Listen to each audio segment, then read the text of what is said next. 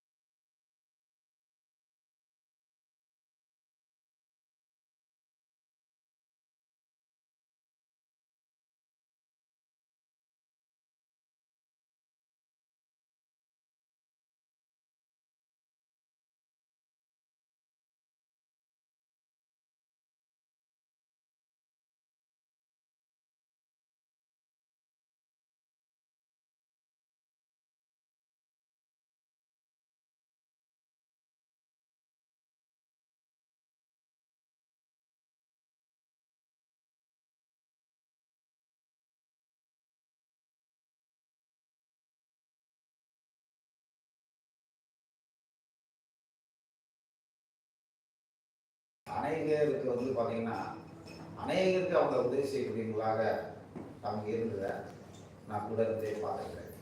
சில நேரங்களில் அவங்களோட இங்கிருந்து எர்ணாகுளம் போனது வந்து சில மலைகளுக்கு போயிருக்கிறோம், சில நேரங்களுக்கு இந்த காவலம் போயிருக்கிறோம். அப்போ பார்த்தீங்கன்னா அவங்க தனக்கு அடுத்து தனக்கு ஒரு தேவை இருக்கு அப்படிங்கிறத குறித்து கவலைப்படாம கடன் கூட வாங்கி செலவு பண்ணுவாங்க.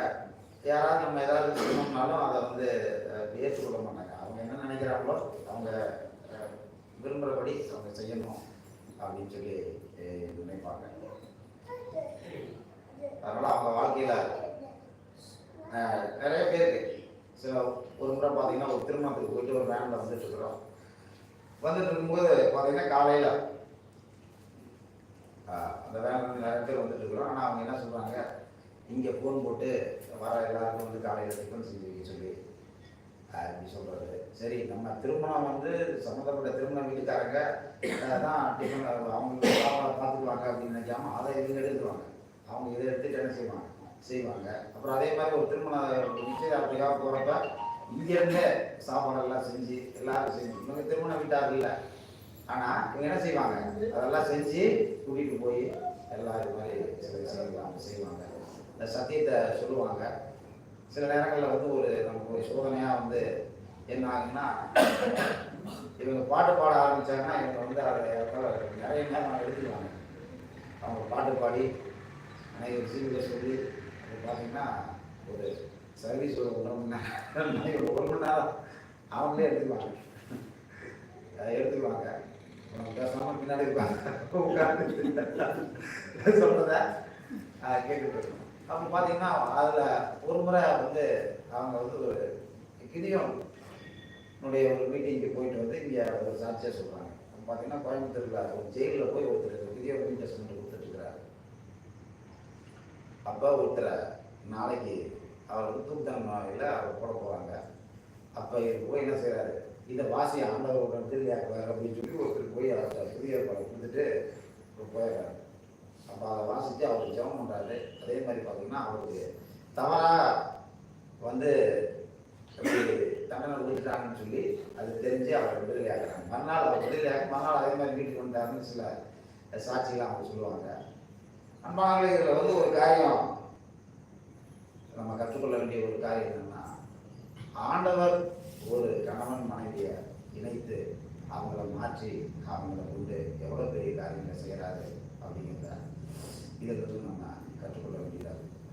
நம்மளும் அப்படியாக தேவனுக்கு நம்மளை ஒப்பு கொடுத்து தேவனுக்காக வாழும்படி தேவனே இதை செய்தார். நான் வந்து நம்ம வந்து அவங்கள வந்து உயர்க்கிறதுக்காக நம்ம இதை சொல்கிறத விட இந்த ஊழியத்தில் நீங்கள் பார்த்தீங்கன்னா அவங்க செய்த காரியங்கள், குறிப்பாக பார்த்தீங்கன்னா அவர் ஆசீர்வாதம் அங்கிளை பற்றி சொல்லும்போது அவர் அந்த காவலம் சுற்றி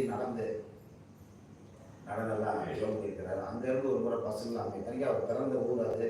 அங்கே அவங்க சொந்த அண்ணன் இருக்கிறாரு, அக்கா வீட்டில் இருக்கிறாங்க, எனக்கு தெரிஞ்சவங்க எத்தனையோ பேர் இருக்கிறாங்க. ஆனால் பணம் இல்லாமல் அந்த இடத்துல நடந்து வந்து அப்படிலாம் பார்த்தீங்கன்னா ஆண்டவருக்காக அவங்க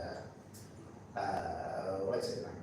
கடைசிகர அவங்களுக்கு வந்து பார்த்தீங்கன்னா தனக்காக ஏதாச்சும் செய்து தனக்காக எதுவும் வைக்கணும் அப்படிங்கிற ஒரு சிந்தை இல்லாமையே அவங்க வந்து பார்த்தீங்கன்னா வாழ்ந்தாங்க. அவங்க பேசுறது யாராக இருந்தாலும் சரி, அவங்க ஆள் பார்த்து பேச மாட்டாங்க.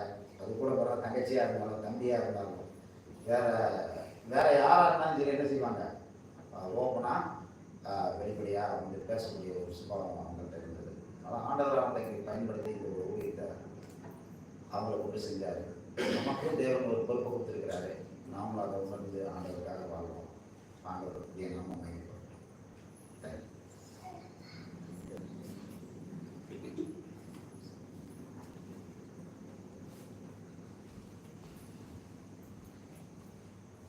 கிறிஸ்துவுக்கு பிரியமானவர்களே,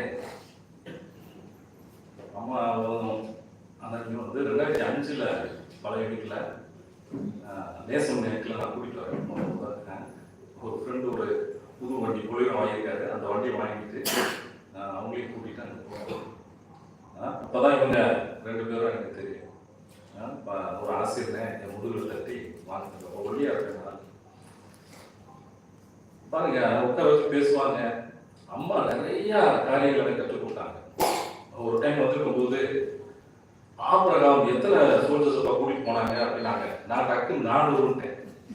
அப்ப தம்பி நீ வந்து யாரு நேசம் என்கிட்ட கூட இருந்து இத்தனை வருஷம் கத்துக்கிட்ட, நீ வந்து ரொம்ப கவனமா பைபிளை படிக்கப்பா, 318 அப்படின்னு சொல்லி அநேக காரியங்கள் இப்படி வசனங்கள் உட்கார வச்சு சொல்லி கொடுப்பாங்க.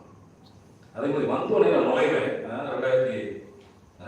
3 வருஷத்துக்கு முன்பாக முதல் ஓடிட்டு பாலக்கிழமை அமிச்சாங்க. காவலோட போயிட்டு இங்கே வரேன். உள்ளுக்கு நுழையும் போதே அப்படி நிப்பாட்டிட்டு ஜோம் பண்ணுவாங்க. ஜோம் பண்ணிட்டு அவர் வந்து உட்கார வைப்பாங்க. அதே மாதிரி லேடிஸ்க்கு தனியாக ரூம், ஜென்ஸுக்கு தனியாக ரூம் அங்கே ஊழிக்காரங்க இருக்குது. அதுக்குள்ள நம்ம நுழையக்கூடாது, எங்கேயும் தொடவும் கூடாது. அவ்வளோ ஒரு இது. அதே மாதிரி இந்த சர்ச்சில் ஏறும்போது கூட இந்த வலது பக்கம் ஜென்ஸ் வந்து இங்கே தான் போகணும். நானே இங்கே சில டைம் எட்டி பார்த்தா கூட சத்தம் போகக்கூடாது. அருமையானவர்களே, இவ்விதமான ஒரு பரிசுத்த அளவு சில வேலைகளில் கஷ்டமாக இருக்கும். யதார்த்தமா டக்குன்னு பேசுவாங்க. அதே மாதிரி பிரசங்கம் பண்ணும்பொழுது கீழே ஒரு ஸ்பீக்கர் வச்சு கரெக்டாக கேட்டுட்டு இருப்பாங்க.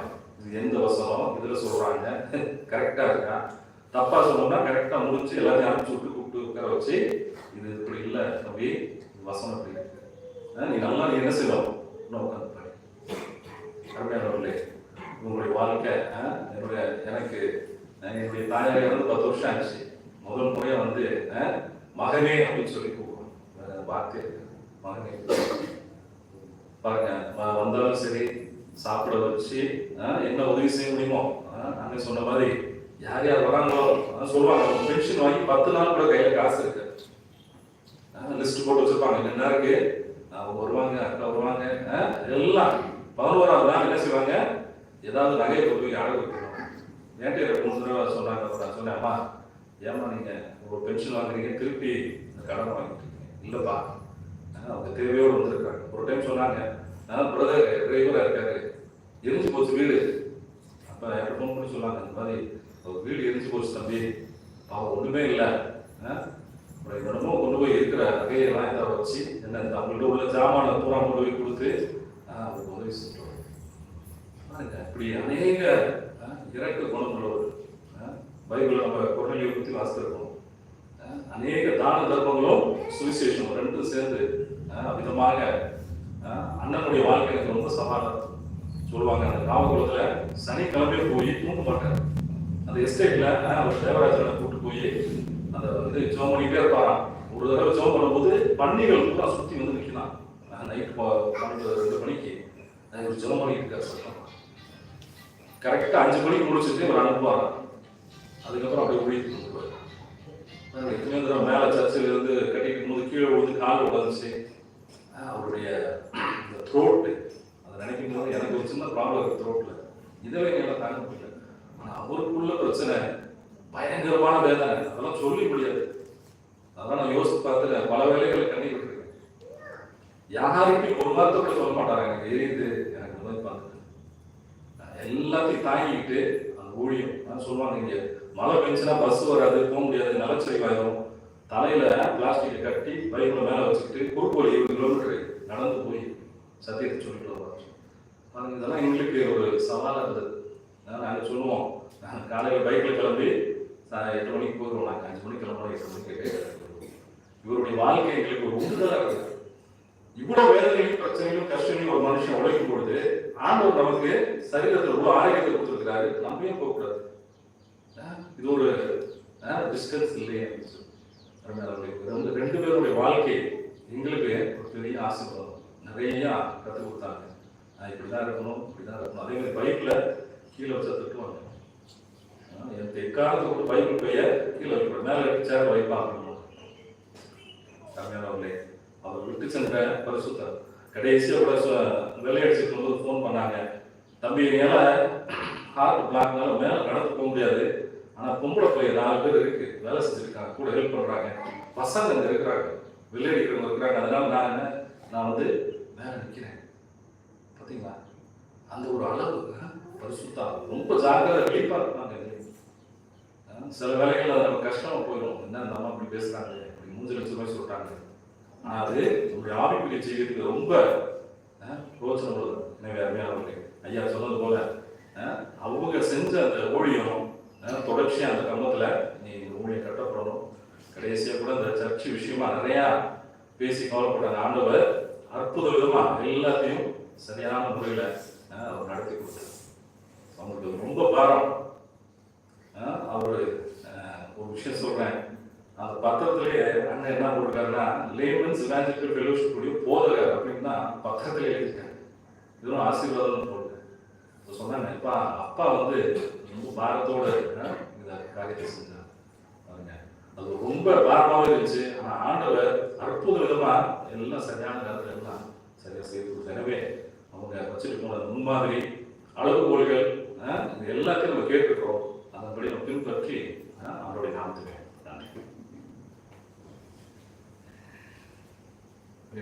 ஆன்டி அவர்களுடைய அங்கிள் அவர்களுடைய உறவினர்கள் யாராவது ஒருவர் சில வார்த்தைகள் பேச விரும்பினால் உங்களுக்கு ஒரு தருணம் கொடுக்கப்பட்டது.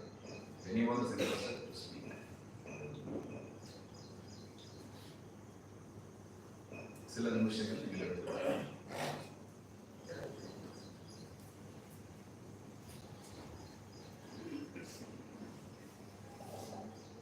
கர்த்தருடைய பரிசுத்த நாமம் மகிமைப்படுவதாக. இந்த நேரத்தில் கூட நம்ம பாடலில் பிரவேசித்திருக்கிற அம்மாவை குறித்து ஒரு சில வார்த்தைகள் சொல்ல தருணம் கொடுத்து தேவனை நன்றியுள்ள இருக்கிறேன். ஸ்தோத்திரம். 2002ஆம் வருஷத்துல எங்களுடைய திருமணம் நடந்தது. அந்த திருமண நாள் அன்று அவங்கள முதல் முறையா நான் பார்த்தேன்.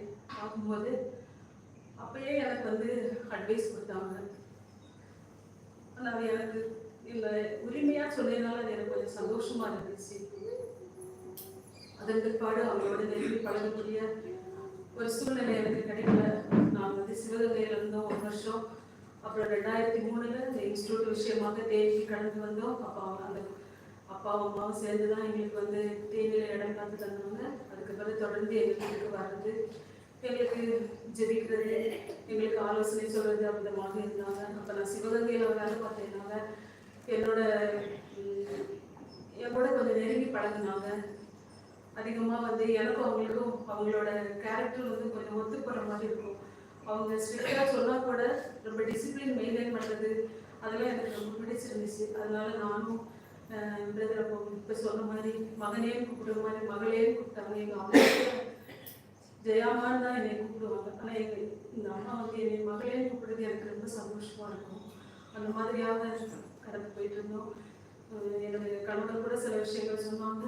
அது மாதிரி எங்களுக்கு அநேக தருணங்கள் பெருசா ஆவிக்குரிய உதவிகள், ஆவிக்குரிய சப்போர்ட்ஸ் வந்து எனக்கும் என்னுடைய குடும்பத்துக்கும் என்னுடைய பிள்ளைகளுக்கும் என்னுடைய கணவருக்கும் தந்திருக்காங்க. அதுக்கு நாங்கள் நன்றி உள்ளவர்களாக இருக்கிறோம். ஸ்தோத்திரம். அது மட்டும் இல்லாமல் என்னுடைய காலேஜில் ஹாஸ்டல் வச்சுருந்தோம். அந்த ஹாஸ்டலில் வந்து ஒரு மந்த்லி ஒன்ஸாவது வந்து எங்கள் பிள்ளைங்களுக்கு வந்து ஒரு ப்ரேயர் நடத்துவாங்க. அந்த ப்ரேயரில் நல்ல பாடல்களை சொல்லி தந்து யூத்துக்கு என்னென்ன அந்த பரிசுத்தம் சம்பந்தமான சில விஷயங்களை வந்து சொல்லி தந்தாங்க. அவங்க இங்கே கம்பம் சபையிலேருந்து கூட நிறைய பிள்ளைங்களை எங்களுக்கு வந்து அட்மிஷன் ஆகியிருந்தாங்க. அந்த பிள்ளைங்களுக்காக அதிகமாக ஜெபிக்கிறது உத்தரவாதத்தோடு இருக்கிற ஒரு தாயாகவும் இருந்தாங்க. அது மட்டும் இல்லாமல் நல்ல ஒரு விசாரிக்கிறவங்களாகவும் இருந்தாங்க. நேற்றைய சாட்சியில் நம்ம கேட்டது போல நான் இந்த குடும்பத்துக்கு வந்து நான் கூட கொஞ்சம் ஷையாக ஃபீல் பண்ணி பேசாமல் இருப்பாங்க. ஏன்ட்டு கேட்பாங்க, உனக்கு அவங்கள தெரியுமா, உனக்கு இவங்களை தெரியுமான்னு ஃபோன் பண்ணும்போதெல்லாம் கேட்பாங்க. அவங்க கூட நான் தெரியாதுன்னு சொல்லுவேன். அதெல்லாம் தெரிஞ்சுக்கணுமா அப்படின்னு சொல்லிட்டு உறவு முறைகள்லாம் எனக்கு சொல்லி தருவாங்க. ஆனால் நான் மறந்துட்டேன். தெரியாதம்மா அப்படின்னு சொல்லுவேன். தெரியாதுன்னு சொல்லிட்டே இருக்காது, தெரிஞ்சுக்கோ, அவங்களுக்காக அப்புறம் எப்படி ஜெபிப்பேன் அப்படின்னு கேட்பாங்க. அநேக ஆவிக்குரிய வாழ்க்கையில ரொம்ப வடைபடுத்தினாங்க. ஸ்தோத்திரம். அப்பா இறந்த பிறகு என்னுடைய உடல்நிலை சரியில்லாத காரணத்தினால நான் அதிகமாக வந்து அவங்களோட தொடர்பு வைக்கவோ வந்து போகவோ முடியலை. ஆனாலும் சில நேரங்களில் வந்து என்னை விசாரிப்பாங்க, எப்படி இருக்கேன்னு கேட்பாங்க, எனக்கு தகுந்த ஆலோசனை சொல்லுவாங்க. ஒரு சில நாட்கள் வந்து வீட்டுக்கு வந்தாங்க, மாடி ஏறி கூட வர முடியலை. ஆனாலும் கீழே வந்து இருந்து எங்களை விசாரித்து பிள்ளைங்களை விசாரித்து ஜெபம் பண்ணிட்டு வந்தாங்க. கடந்த புது வருஷம் பிறந்த டைமில் நாங்கள் பேச முடியல. 1ஆம் தேதியிலேருந்தே அம்மாவுக்கு பேசணும்னு சொல்லிட்டு இருக்கோம். ஆனால் டைம் கிடைக்கல. ஆனால் லாஸ்ட் 10 days பிஃபோர் வந்து நாங்கள் பேசினோம். பேசின உடனே அம்மா வந்து ஃபஸ்ட்டு திட்டுனாங்க, அப்படி ஏன் ஃபோன் பண்ணல அப்படின்னு சொல்லி விசாரிச்சாங்க. என்கிட்டையும் அதே மாதிரி ஒரு கேள்வி கேட்டாங்க, அன்னாள் யாருன்னு கேட்டாங்க. நான் அன்னாள் வந்து சாமுவேலோட அம்மா அப்படின்னு சொல்லி. அப்போது சாமுவேலோட அம்மானா இன்னொரு அன்னாள் சொல்லு அப்படின்னாங்க. இன்னொரு அன்னாள் எனக்கு தெரியலம்மா அப்படின்னு சொல்லி. உடனே இன்னொரு அன்னாள் வந்து விதவை, நான் விதவையாக இருக்கேன், நீ விசாரிச்சியா அப்படின்னு கேட்டாங்க. சாரிம்மா அப்படின்னு சாரின்னு சொல்லி அப்படியே இருந்துடாத வந்து என்னை பாரு அப்படின்னா. ஆனால் நான் பண்ண முடியாது. கர்த்தருக்கு ஸ்தோத்திரம். கர்த்தர் தாமே அவங்க அநேக காரியங்களை நல்ல டிசிப்ளினான பல காரியங்களை வந்து நம்ம எல்லாருக்கும் சொல்லி கொடுத்துட்டு போயிருக்காங்க. இனி அப்படிப்பட்ட ஒரு சூழ்நிலையும் அப்படிப்பட்ட ஒரு தாயை வந்து இனிமேல் எந்த அளவுக்கு இருப்பாங்கன்னு தெரியாது. அதனால அவங்க காண்பித்த மாதிரியை பின்பற்றி அவங்க செய்த ஊழியத்தையும் எல்லாரும் சொல்ற மாதிரி அதில் நம்மளால முடிந்த அளவு அந்த ஊழியத்தின் பாதையிலையும் நாம் கடந்து கற்றுக்கு ஊழியம் செய்ய கற்றுக்காமே நம்ம ஒருவருக்கு உதவி செய்வாராக.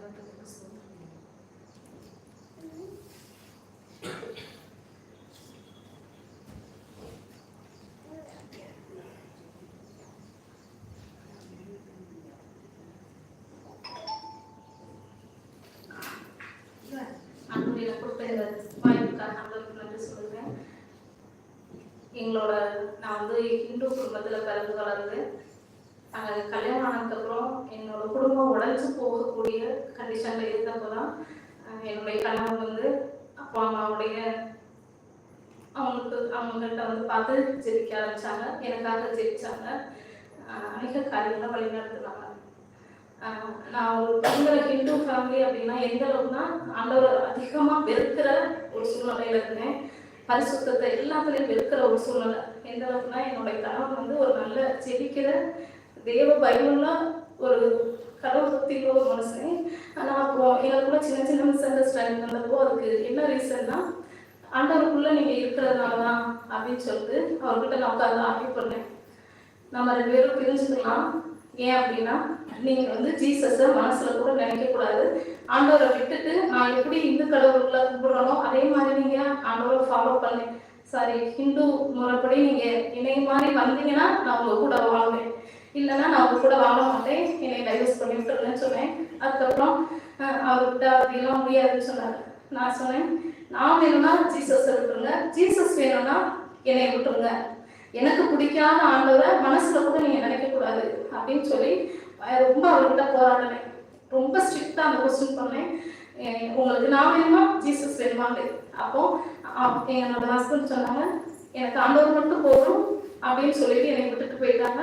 அதுக்கப்புறமா திருப்பி அநேக காரியங்களுக்கு அப்புறமா ஆண்டவர் எங்களை தேவனுடைய பிள்ளைகளை சந்திக்கும்படியாகவும், உண்மையாகவே நான் இன்னைக்கு இங்கே உயிரோட இங்கே இருக்கிறேன் அப்படின்னா, அதாவது நான் வந்து 1980 பிறந்தேன். அம்மா கூட 2080 தான் இங்கே வந்து கம்பம் பகுதிக்கு ஊழியருக்கு வந்தாங்க. எனக்காகவே தேவனுடைய பிள்ளைகளை ஆண்டவர் ஆயத்தம் பண்ணி இங்கே அனுப்பி என்னை விடுவிச்சாங்க அப்படின்னு நான் 100% நம்புறேன். ஏன்னா அதுக்கப்புறமா அவங்களுடைய வழிநடத்தல் ஆண்டவர் பக்கமாக பயங்கரமாக ஆர்கியூ பண்ணியிருக்கேன் அப்பாட்டையும் அம்மாட்டையும் உட்காந்து. ஆனால் பொறுமையை எல்லாத்தையும் கேட்டுட்டு எனக்கு ஆண்டவருக்குள்ள என்னை வந்து நடத்தினாங்க.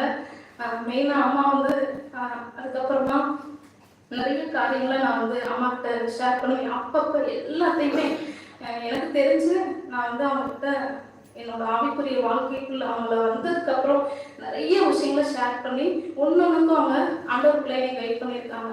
அதுக்கப்புறம் பார்த்தீங்கன்னா புதுப்பட்டியில் இருக்கோம் நாங்கள். அவங்க வந்து எங்கள் வீட்டில் மீட்டிங் நடக்கும். அப்போ ஒவ்வொரு வாரமும் பார்த்தீங்கன்னா செவ்வாய்க்கிழமை எவ்வளோ பலவீனமாக படுத்திருப்பாங்க. அப்பா வந்து ரைஸ் டியூப்பில் இருப்பார். ஃபீடை வந்து ஒரு சில நாள் சாட்டர்டே அப்படின்னா அந்த ரைஸ் டியூப் ஃபீடு கூட எடுத்துக்கிற மாட்டாங்க. அப்படியே அந்த ரொம்ப முடியாமல் படுத்துருப்பாங்க. சம்டைம்ஸ் பொண்ணுக்கு வந்து இன்ஜெக்ஷன்லாம் போட்டிருப்பாங்க. அதோட வந்து வீட்டில் மீட்டிங் எடுத்துகிட்டு கிட்டத்தட்ட ஒரு 30-32 பேர் வருவாங்க. அவங்க எல்லாருக்கூடையும் உட்காந்து பேசி டைம் ஸ்பெண்ட் பண்ணிட்டு வருவாங்க. திருப்பி அதே மாதிரி ஒவ்வொரு வாரம் அவங்கள, அதாவது இந்த வாரம் திருப்பி வருவாங்களா அப்படின்னா கொஸ்டின் மார்க்குன்னா அந்த அளவுக்கு 2 பேருமே பலவீனமாக இருந்தாங்க. அப்புறம் நிறைய நாட்கள் வந்து அவங்க வெளியில் ஊழியத்துக்கு போகிறப்ப என்னை கூட கூப்பிட்டு போயிருப்பாங்க. நாங்கள் எனக்கு ஸ்கூல் எப்போல்லாம் லீவோ அவங்களுக்கு தெரிஞ்சிடும். அப்போ என்ன பண்ணுவாங்க, என்னோட ஷெட்யூல் எல்லாத்தையும் அவங்களே போடுவாங்க. நீ அது மாதிரி கேட்கவே மாட்டாங்க. எனக்கு தெரியும், நான் சொன்னா நீ கேட்பேன் அப்படின்னு சொல்லிட்டு நிறைய இடத்துக்கு கூப்பிட்டு போகிறப்ப என்ன செய்வாங்கன்னா, பஸ்ஸில் போகிறப்போ அவங்களுக்கு வந்து பாஸ் இருக்கு, ரொம்ப கம்மி தான் பஸ் ஃபேர்லாம். பட் அவங்க என்ன செய்வாங்கன்னா எங்களெல்லாம் சேர்த்து கூப்பிட்டு போவாங்க. போகிறப்ப இந்த பஸ்ஸில் ஏதாவது பென்சில் ஏதாவது விற்றாங்கன்னா ஒன்றும் வாங்க மாட்டாங்க, ஒரு 10-15 வாங்கி வச்சுருப்பாங்க. அப்போது எங்கே போகிறோமோ அது கரெக்டான தேவையோடு இருக்கிற அந்த பர்சனுக்கு அதை கொண்டு போய் அதை சேர்த்துருவாங்க. அதே மாதிரி ட்ரெஸ் வாங்குறதா இருக்கட்டும், என்ன திங்ஸ் வாங்கினாலும் அவங்களுக்குன்னு வாங்க மாட்டாங்க. நான் வரையலாம் நினச்சிருக்கீங்க, என்ன ரொம்ப மாதிரி நினச்சிருக்கீங்க, என்ன இப்படி இருக்காங்க லூஸ்தனமாக இருக்கும் அப்படின்லாம் நான் நினச்சிருக்கேன். ஆனால் அதுக்கப்புறம் திரும்ப அவங்க வாழ்க்கையில் நடத்தி வந்த பாதைகளை பார்த்தப்போ அது எவ்வளோ எனக்கு இன்னைக்கு நான் அவங்ககிட்ட கற்றுக்கிட்டது எல்லாமே என்னன்னா, அவங்களுக்காக அவங்களோட சேலரி வந்து சொல்ல போனோன்னா ஒரு 1 வீக் 10 டேஸ்க்குள்ளேயே அவங்களோட அவ்வளோ சேலரி காலி பண்ணிடுவாங்க. அவங்களுக்காக பண்ணியிருக்க மாட்டாங்க.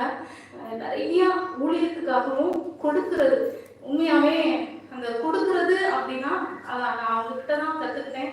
வேற எங்கேயுமே எனக்கு அதை பற்றி நான் ஒன்றுமே தெரியாது. ஆனால் ஊழியக்காரங்களுக்காக இருக்கட்டும், அப்புறம் ஒரு எங்க இல்லாத தேவையோடு இருக்கிறவங்க யாரும் கஷ்டத்தில் இருக்காங்களோ அவங்களுக்கு அப்படியே அள்ளி கொடுத்துட்டு வந்துடுவாங்க.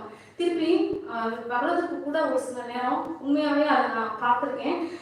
பஸ்ஸு கூட திருப்பி வர்றதுக்கு இருக்காது.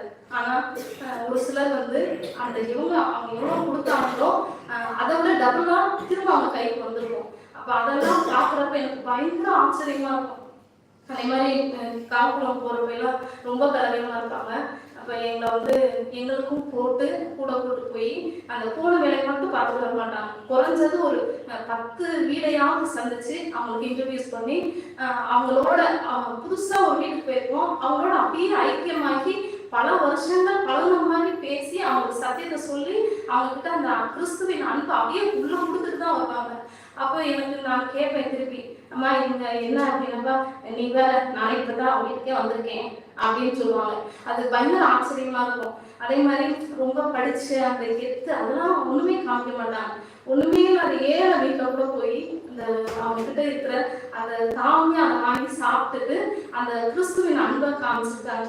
அது மாதிரி இப்போ லாஸ்டா 1 வீக் அவங்க ரொம்ப முடியாமல் இருந்தாங்க. 24th வந்து மெசேஜ் கொடுத்துருக்கப்போ அவங்க முன்னாடி வந்து ரொம்ப சிக்காயிட்டாங்க. பார்த்தீங்கன்னா ரொம்ப அவங்களுக்கு முடியல. கிட்டத்தட்ட ஒரு 7-8 சார்பிட்ரேட் எடுத்துட்டாங்க.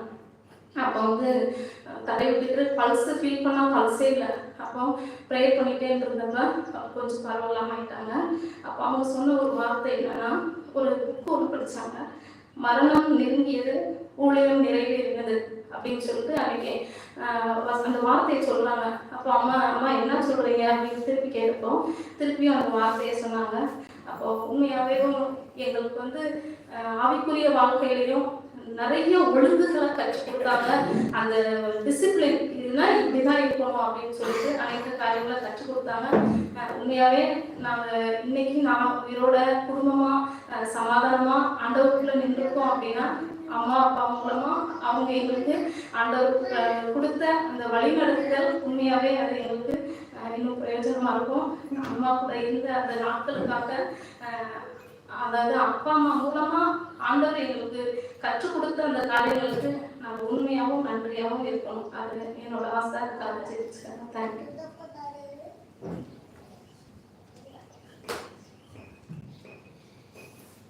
எல்லாருக்கும் குட் ஈவினிங். கலையாட்சி பற்றி சொல்லணும்னா எல்லா கிராண்ட் சில்ட்ரன்ஸுக்கும் பேபிகளுக்கும் இருக்கிற மாதிரி எனக்கும் அவங்களுக்கும் நிறைய நேரம் வந்து ஒன்றா டைம் ஸ்பெண்ட் பண்ணுற சான்ஸ் கிடைக்கல. பட் வந்து எப்போவுமே ஒரு பார்ட்டியாக பார்க்கறத விட ஒரு பர்சனாக வந்து நான் எப்பவுமே அவங்கள பார்த்து ரொம்ப அட்மையர் பண்ணியிருக்கேன். இப்படிப்பட்டவங்களா அப்படின்னு சொல்லிட்டு இது நிறைய பேர்கிட்ட கூட நான் நிறைய டைம் நான் சொல்லியிருக்கேன். ஸோ அவங்க எனக்கு கற்றுக் கொடுத்த ஒரு 4 விஷயம் மட்டும் நான் சொல்லணும்னு ஆசைப்படுறேன். ஃபர்ஸ்ட் விஷயம் வந்து நீதிமொழிகள் 31ஆம் அதிகாரத்தில் வந்து ஒரு வசனம் இருக்கு. அதில் அவள் பலத்தாலும் கண்ணியத்தாலும் ஆடை புனைந்துள்ளாள் அப்படின்னு சொல்லிட்டு ஒரு வசனம் இருக்கு. அந்த வசனம் வந்து அது ஒரு வசனம் தான். பட் வந்து ஒரு விமனா வந்து நிறைய பேர்கிட்ட நான் அதை பார்த்தது கிடையாது. ஆனால் கலையாட்சிக்கிட்ட அதை நான் பார்த்துருக்கேன். அதை நான் ரொம்ப அட்மையரும் பண்ணியிருக்கேன். அந்த விஷயம் அவங்க வந்து எனக்கு சொல்லி கொடுத்தாங்க. அவங்களோட தன்னம்பிக்கை, எப்படி வந்து யாரை பற்றியும் வந்து ரொம்ப கவலைப்படாம பிப்ளிக்கல் மாரல்ஸ்ல வந்து நம்ம கரெக்டாக இருந்துட்டு நம்மளோட லைஃப்பை வந்து ஹாப்பியாக லீட் பண்ணணும்னு சொல்லிட்டு அதுலேருந்து அவங்க எனக்கு கற்றுக் கொடுத்தாங்க. அப்புறம் இன்னொரு விஷயம் வந்து ஒரு சமயம் வந்து அவங்க என்னோட வீட்டுக்கு வந்திருந்தப்போ வந்து எனக்கும் என்னோட நான் வேலை பார்க்குற இடத்துல ஒரு ஹையர் அஃபீஷியலுக்கும் கூட ஒரு பிரச்சனை மாதிரி வந்துச்சு. அப்போ என் மேலே ஒரு சின்ன தப்பு இருந்துச்சு அந்த பிரச்சனையில. அப்போ நான் ரொம்ப டவுன் ஆகிட்டு, ஏன்னா அந்த இடத்துல வந்து நான் அவங்ககிட்ட அந்த ஹையர் அஃபீஷியல்கிட்ட வந்து ஒரு நல்ல பெயர் வாங்கணும், ஒரு இம்ப்ரெஷன் கொண்டு வரணும். அந்த இடத்துல நான் கொஞ்சம் சொதப்பிட்டேன். ஸோ வந்து எனக்கு ஒரு மாதிரி ரொம்ப டவுனாக இருந்துட்டு நான் ரொம்ப ஓவர் அப்பாலஜைஸ் பண்ணேன். சாரின்னு சொல்லி சொல்லாம சாரி அப்படின்னு சொல்லிட்டு என் மேலே நான் ரொம்ப செல்ஃப் கிரிட்டிக்கலாக ரொம்ப என்னை ஒரு மாதிரி பண்ணிட்டு இருந்தேன். அப்போ அவங்க என்ன நான் எதுவுமே அவங்ககிட்ட ஷேர் பண்ணல, பட் என்னை பார்த்துட்டே இருந்தாங்க. பார்த்துட்டு இருந்துட்டு என்னை கேட்டாங்க. கேட்டோடனே நான் இந்த மாதிரி நடந்துச்சு அப்படின்னு சொல்றப்போ அவங்க ஒரு விஷயம் சொன்னாங்க, நீ தப்பு பண்ண, அதை நீ உணர்ந்துட்ட, நீ அவங்ககிட்ட சாரி சொல்லிட்ட, அவ்வளவுதான், ஓகேவா, அது முடிஞ்சிருச்சு, நீ வந்து கான்ஃபிடென்ட்டா இருக்கணும், போல்டா இருக்கணும் அப்படியே எனக்கு சொல்லி கொடுத்தாங்க. அதுவும் எனக்கு வந்து என் லைஃப்ல அது ரொம்ப யூஸ்ஃபுல்லா இருந்துச்சு. அப்புறம் வந்து என்னோட அக்கா இருக்காங்க, அவங்க வந்து அவங்கள பத்தி கொஞ்சம் இன்செக்யூரா ஃபீல் பண்ணுவாங்க. ஸோ வந்து எல்லாரும் வந்து அவங்க மேல வந்து நிறைய காமெண்ட்ஸ் சொல்லுவாங்க. நானும் கூட வந்து விளையாட்டுத்தனமா சொல்லியிருக்கேன். பட் வந்து அது ஒரு சின்ன விஷயமா நான் பார்த்துருக்கேன். பட் அவங்க வந்து என் அக்கா கிட்ட கூப்பிட்டு சொல்லுவாங்க, நீ வந்து குண்டா இருக்கிறது வந்து நிறைய பேரோட காமெண்ட் பண்றாங்க, நீ இன்செக்யூரா ஃபீல் பண்ணக்கூடாது, நீ கான்ஃபிடென்ட்டா இருக்கணும் அப்படின்னு சொல்லுவாங்க. அப்புறம் சங்கீதத்துல சொன்ன மாதிரி யார் fearfully and wonderfully made அதெல்லாம் அவங்களுக்கு சொல்லுவாங்க. அப்போ சொல்றப்பதான் எனக்கு ஒரு பெர்ஸ்பெக்டிவ் புரிஞ்சுது, நம்மளோட சின்ன சின்ன விஷயம் கூட அடுத்தவங்க வந்து எவ்வளோ அஃபெக்ட் பண்ணணும் அப்படின்னு சொல்லிட்டு அதை எனக்கு அவங்க சொல்லி கொடுத்தாங்க. அப்புறம் அவங்களோட ஸ்ட்ரென்த், இங்க இருக்கிற எல்லாருக்குமே மோஸ்ட்லி ஒரு இன்செக்யூரிட்டிஸ்லாம் இருக்கும், எனக்குமே இருக்கு. பட் அவங்க ஒரு ஹேண்டிகேப்டா இருந்துட்டு அவங்களுக்குள்ள அவ்வளோ ஸ்ட்ரென்த் எப்படி வருது, அப்படி அவ்வளோ கான்ஃபிடென்ஸ், அவ்வளோ போல்ட்னஸ் எங்க இருந்து வருது நான் எப்பயுமே யோசிச்சிருக்கேன். அப்புறம் தான் எனக்கு புரிஞ்சது அவங்களுக்கு ஒரு பெரிய ஆங்கர் இருக்கு அப்படின்னு சொல்லிட்டு, அந்த ஆங்கர் வந்து காட்னு சொல்லிட்டு அது வந்து அவங்க சொல்லலை, அவங்க கிட்ட இருந்து நானும் அதை பார்த்துட்டு நான் கற்றுக்கிட்டேன். அதுவும் எனக்கு அவங்க சொல்லி கொடுத்தாங்க. அப்புறம் நாலாவது விஷயம் வந்து it's okay to be different. எல்லாரும் மாதிரி ஒரே மாதிரி தான் நம்ம இருக்கணும்னு அவசியம் இல்லை. ஒரு பொண்ணா இருந்தா இப்படிதான் இருக்கணும், அதெல்லாம் அவங்க அந்த ஸ்டீரியோடைப்ஸ்ல அவங்க பிரேக் பண்ணாங்க. அப்போ அது எனக்கும் ஒரு கான்ஃபிடென்ட்டா இருந்துச்சு. ஓகே, நம்ம வந்து இந்த மாதிரி இருக்கலாம், நம்மளுக்கு ஒரு ஒப்பீனியன் இருக்குன்னா அதை நம்ம போல்டா வெளியில சொல்லலாம், ஒரு பொண்ணா இருந்தா அப்படி சொல்லக்கூடாது அப்படிலாம் எதுவும் இல்லை, அந்த மாதிரி ஒரு விஷயத்தை அவங்க எனக்கு சொல்லி கொடுத்தாங்க. ஸோ வந்து இந்த நேரத்துல வந்து நான் எல்லாரும் மாதிரி எமோஷனலா ஐயோ அப்படிலாம் சொல்ல மாட்டேன். ஏன்னா அவங்க எனக்கு நிறைய சொல்லி கொடுத்துருக்காங்க, அவங்க ஒரு குட் லைஃப் லீட் பண்ணியிருக்காங்க, அவங்க வந்து சந்தோஷமா வாழ்ந்துருக்காங்க. ஸோ வந்து அவங்களோட டைம் முடிஞ்சோடனே அவங்க போயிட்டாங்க. ஸோ நான் அவங்களுக்காக கடவுள்கிட்ட நன்றி சொல்றேன். அவங்க எனக்கு ஒரு லிவிங் எக்ஸாம்பிளா இருந்திருக்காங்க.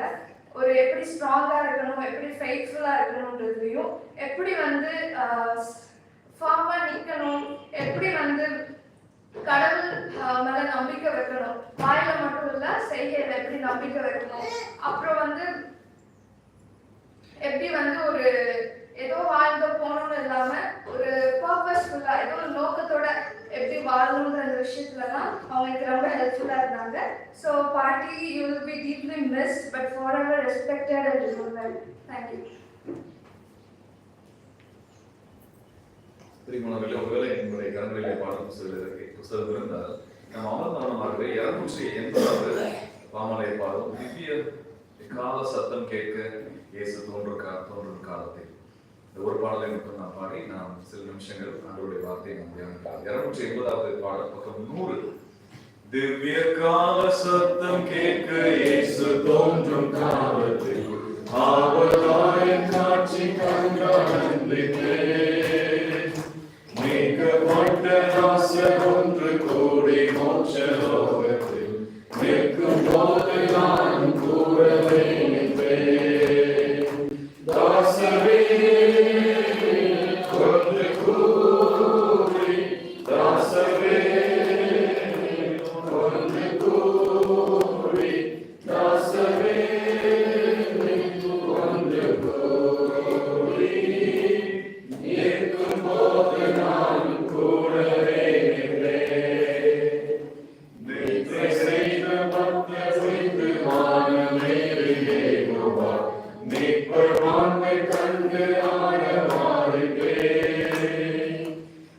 விசுவாசிகள் எல்லோரும் விண்ணில் கூடி வாழுவார்.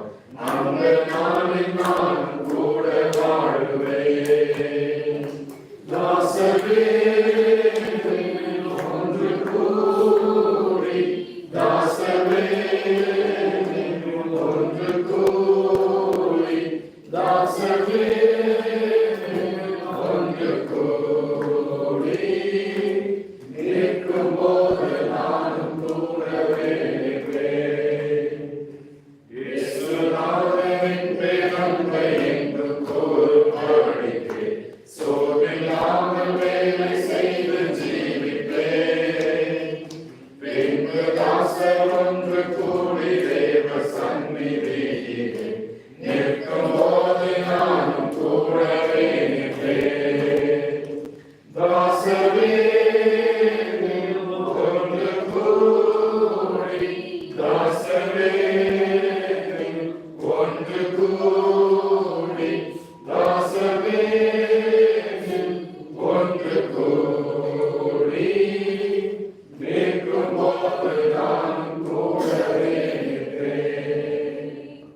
ஜெபிக்கலாம். கிருபையுள்ள ஆண்டவரே, அநேக நல்ல சாட்சிகள், ஜீவனுள்ள சாட்சிகளை இந்த 2 பேருடைய வாழ்க்கையின் மூலமாக நீங்கள் பகுதிகளிலே செய்த உடைய மகாத்திரை அன்புக்காக நன்றியோடு துதிக்கிறோம்.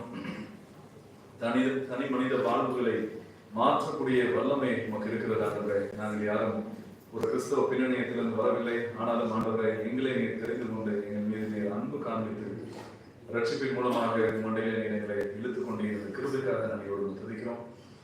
ஆசிரியர்கள், கலையாஞ்சி இவர்களுடைய வாழ்க்கைக்காக, இந்த இடத்துல செய்யப்பட்ட ஊழியர்களுக்காக, அவர்கள் மூலமாக அநேக தேவனை அறிந்து கொண்டவர்களுடைய கிருபைக்காக நன்றி செலுத்துகிறோம். அவர்களுடைய மிஷனரி வாழ்க்கைக்காகவும் தரிசனத்திற்காகவும் தேவனுக்காக அவர்கள் பட்ட பிரயாசங்களுக்காகவும் நன்றி செலுத்துகிறோம். நீர் அவர்களை மாற்றினீர், மறுரூபமாக்கினீர், உண்மை சேவிக்கும்படியாக செய்தீர். ஆண்டவரே, அவர்களுடைய வாழ்க்கையின் மூலமாக ஜனங்கள் உண்மை பார்க்கும்படியாக நீர் உதவி செய்தீர். இப்பொழுதும் ஆண்டவரே, நாங்கள் அவர்களுக்காக உண்மை துதிக்கிறோம். ஆண்டவரே, நீர் ஆண்டவரே அவர்களுடைய வாழ்க்கையிலே செய்த சொல்லி முடியாத இறக்கங்களுக்காக நன்றி செலுத்துகிறோம்.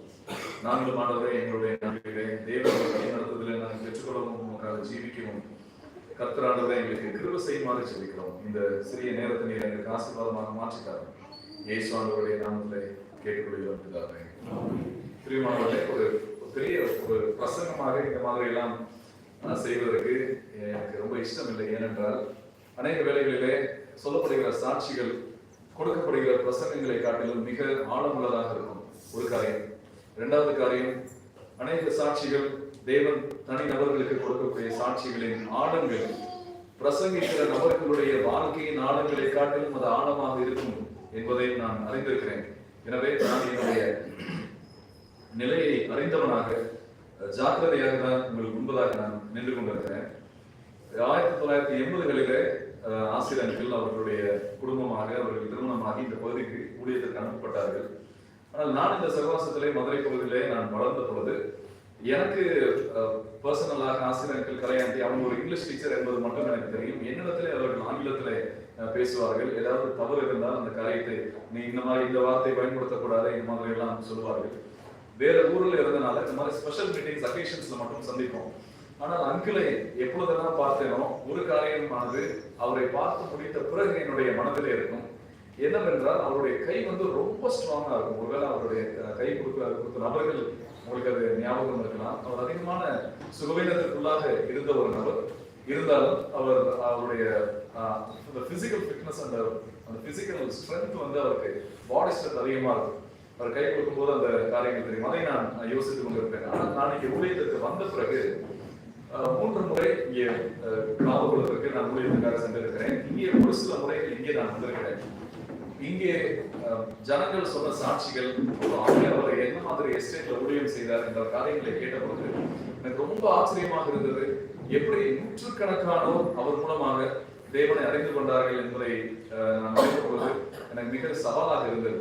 அநேக ஆண்டுகளுக்கு முன்பதாக நான் இருந்த வசித்த பகுதியிலே பக்கத்திலே ஒரு mission organisation India church growth mission ICGM என்ற ஒரு ஸ்தாபனம் இருக்கிறது.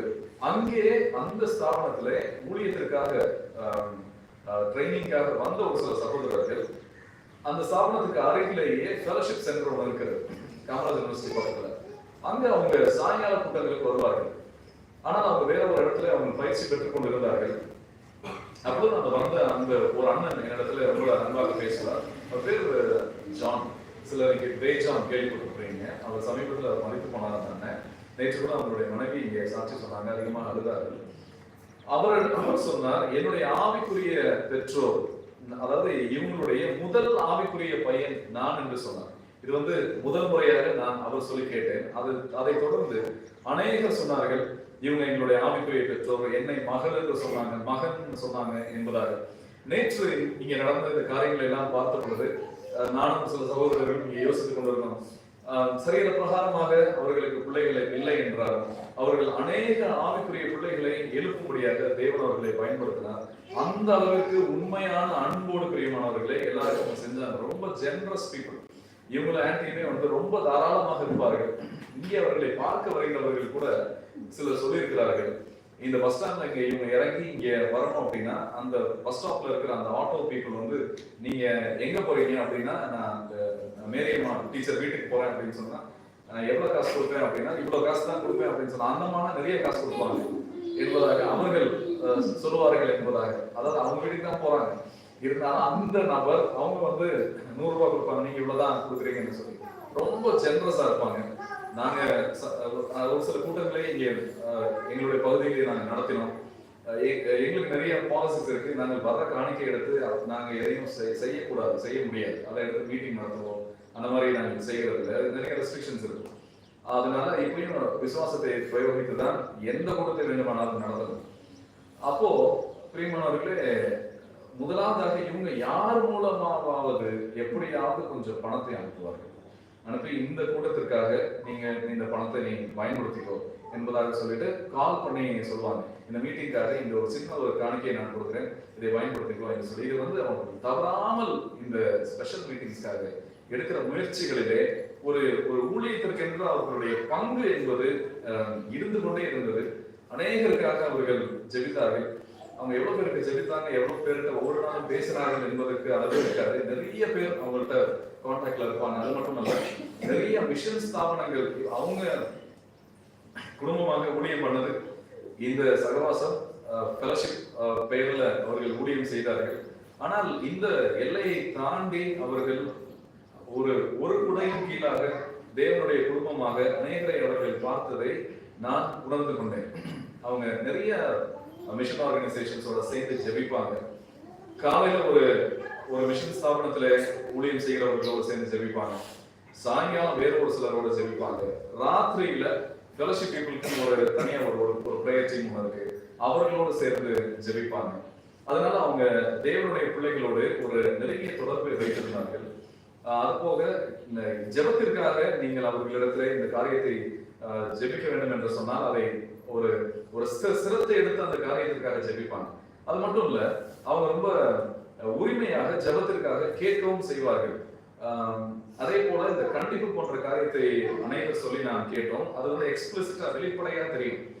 கண்டிக்க வேண்டும் என்றால் பாரபட்சம் இல்லாமல் அவர்கள் கண்டிப்பார்கள். நான் இங்கே வரப்போ கூட அந்த பைபிள் பேக் கீழே வச்சிருந்தேன். அது பைபிள் இருக்கா அப்படின்னு, பைபிள் இருக்கு அப்படின்னா பைபிள் பேக் கீழே வைக்கக்கூடாது, நீ மேல வைக்கணும் அப்படின்னு சொல்லி சொல்லுவாங்க. அதாவது நான் ஒரு சீட்டில் உட்கார்ந்து கொண்டு வேதாகமும் கீழே இருக்கக்கூடாது என்பது அவங்களுடைய கான்செப்ட். அதனால அது மேல இருக்கணும், பைபிள் வந்து கீழே இருக்கக்கூடாது, தரையில இருக்கக்கூடாது, இந்த மாதிரி எல்லாம் அவர்கள் சொல்லுவார்கள். சில வேளைகள்ல ஐயா சொன்ன மாதிரி அவங்க கால் பண்ணாங்க அப்படின்னா எனக்கும் ஒரு சின்ன ஒரு பயம் இருக்கும். ஏன்னா சில நேரம் ரொம்ப நேரம் பேசுவாங்க, ஒரு 1/4 மணி நேரம் 1/2 மணி நேரம் கூட ஆயிரும். அதனால சில நேரம் அதை எடுக்க முடியாது. சில நேரம் கழித்து நான் அவர்களுக்கு தொலைபேசியில பேசியிருந்திருக்கிறேன். ஒரு முறை சில மாதங்களுக்கு முன்பதாக ஒரு 2 முறை அவங்களுக்கு அழைப்பு வந்து கொண்டே இருந்தது. சரி, நானும் அப்போ ஒரு மருத்துவமனையில இருந்தேன். சரின்னு அழைப்பை எடுத்த உடனே மோனே இந்த காம்பவுண்டுக்குள்ள ஒரு பாம்பு ஒண்ணு உள்ள போது என்னால இப்ப வெளியில வர முடியாது, அந்த பாம்பு வெளியே போகணும்னு சொல்லி நீ ஜெபம் பண்ண அப்படின்னாங்க. இது ரொம்ப வித்தியாசமான ப்ரேயர் ரெக்வெஸ்டா இருக்கு என்பதாக யோசித்தேன். ஆனாலும் சரி நம்ம ஜெபிப்போம் அப்படின்னு சொல்லிட்டு அப்போதான் பிரியமானவர்களே, ஆண்டவரே எனக்கு அப்போதான் வேதாகமத்துல இருந்து எப்படி அதற்கு அப்புறம் நான் ஊழியம் பண்ற இடத்துல God and Animals, தேவனும் மிருகங்களும் என்று சொல்லி தலைப்பிலே ஒரு செய்தி கொடுத்தேன்.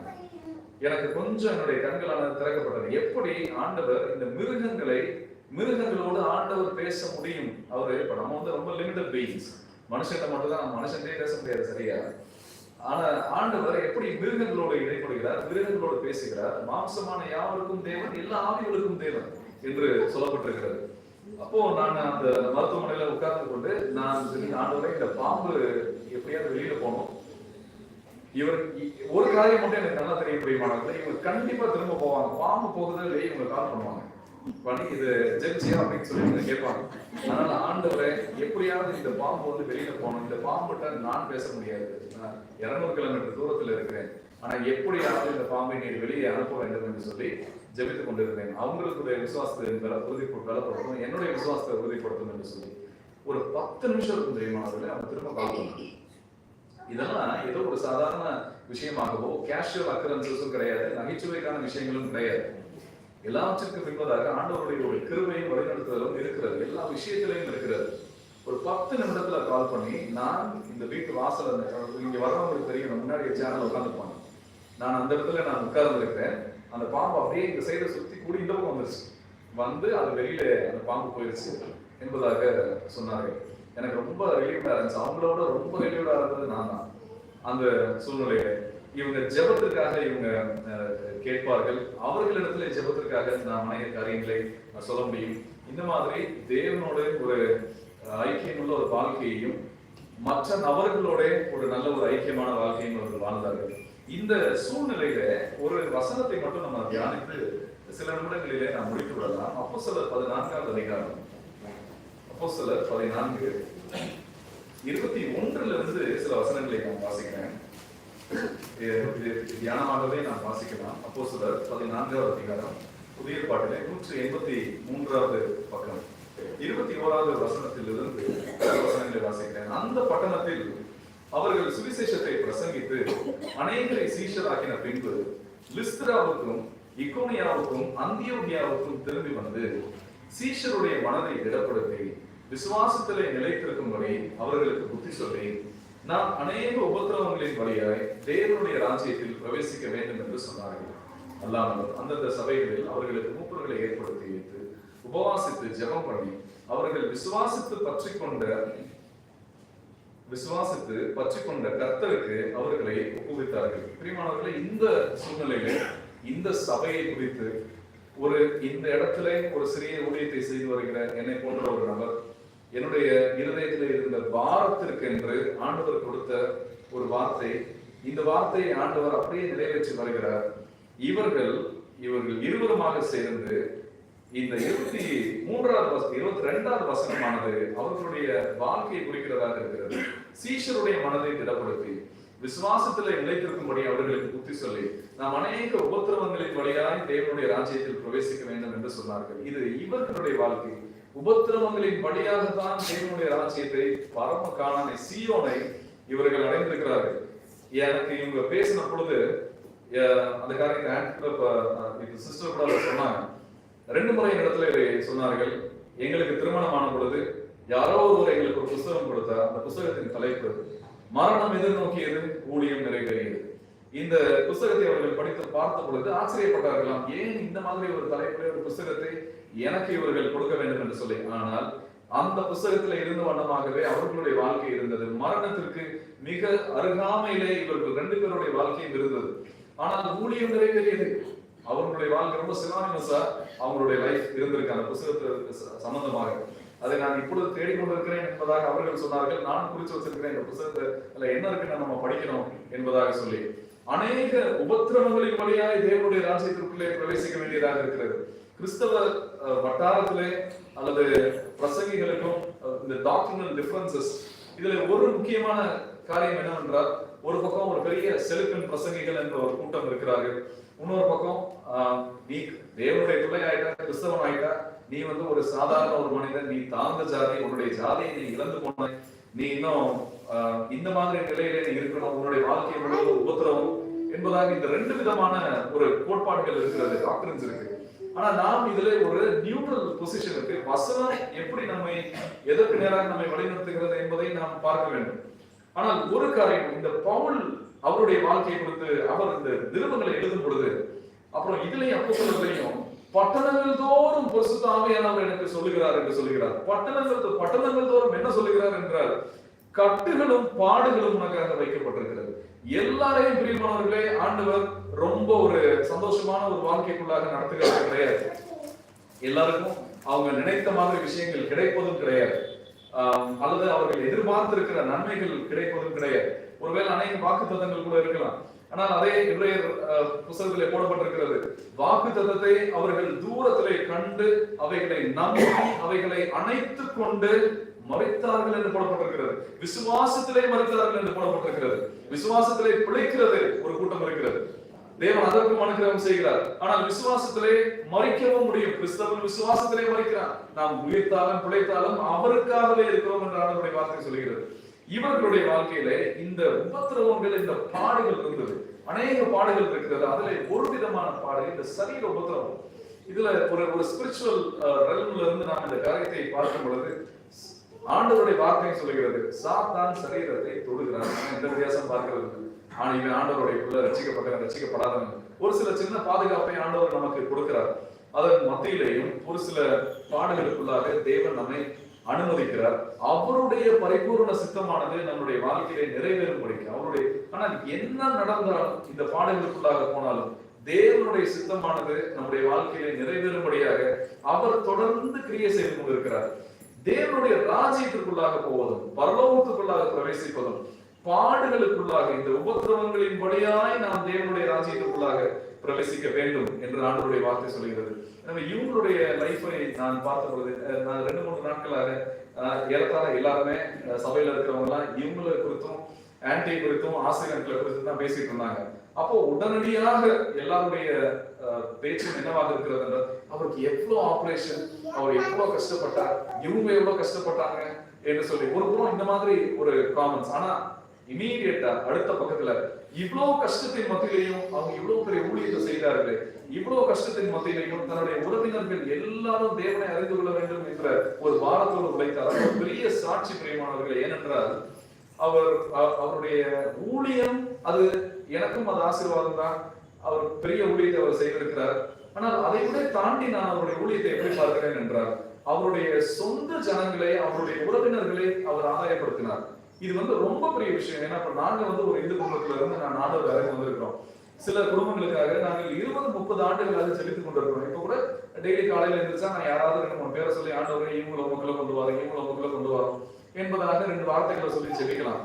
ஆனால் இதை அவர் ரொம்ப சீரியஸா எடுத்துக்கொண்டு அவரோடு கூட பிறந்தவர்கள், அவருடைய சகோதரர்கள், அவங்களுடைய பிள்ளைகள், இவர்களுக்காக அவர் பட்ட பிரயாசம் ரொம்ப பெரிது பிரியமானவர்களே. அதனாலதான் இந்த நாளில அவர் இருந்த ஊர்ல நான் 2 நாளைக்கு முன்பதாக ஆன்டி இறக்குறது 1 நாளைக்கு முன்பதாக கூட நான் இங்க வந்து இவர்களை பார்த்துட்டு தான் நாங்க போனேன். நான் அங்கே நான் போன பொழுதும், காவல்குளம் போன பொழுதும், அந்த எஸ்டேட் பகுதிகளில புதன்கிழமை சாயங்காலம் அத்தனை பேர் உபவாச ஜெபத்திற்கு வந்து அவர்கள் ஜெபித்த இந்த காரியத்தை எல்லாம் நான் பார்த்த பொழுது, இவர்கள் விதைத்த விதை இவ்வளவு பாடுகளின் மத்தியிலே, உபத்திரவங்களின் மத்தியிலே தேவனுடைய ராஜ்யத்திற்குள்ளாக நாம் பிரவேசிக்க முடியும் என்ற ஒரு வாக்கு தத்தம், மகா மேன்மையான அருமையான ஒரு வாக்கு தத்தத்தை தேவன் நமக்கு கொடுத்திருக்கிறார்.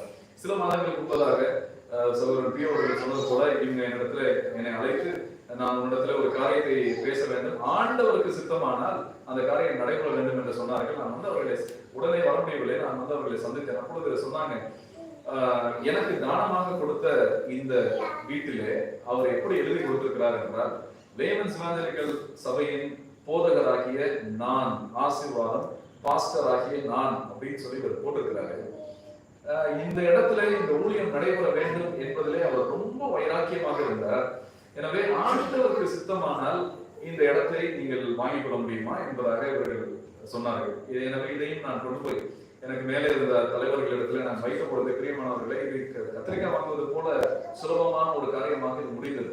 மற்ற எவ்வளவோ விஷயங்களிலே ஒரு கடினத்தன்மையும் ஒரு நெருக்கமும் இருந்தாலும் இந்த விஷயத்திலே தேவன் அவர்களுக்கு எவ்வளவு கிருபை செய்தார் என்பதை என்னால் பார்க்க முடிந்தது. அப்ப நான் உடனடியாக என்னுடைய மனதிலே வந்த அந்த வசனம், மரித்தோருக்கும் உயிரோடு இருக்கிறவர்களுக்கும் நன்மை செய்கிறவராகிய கர்த்தர் இருக்கிறது.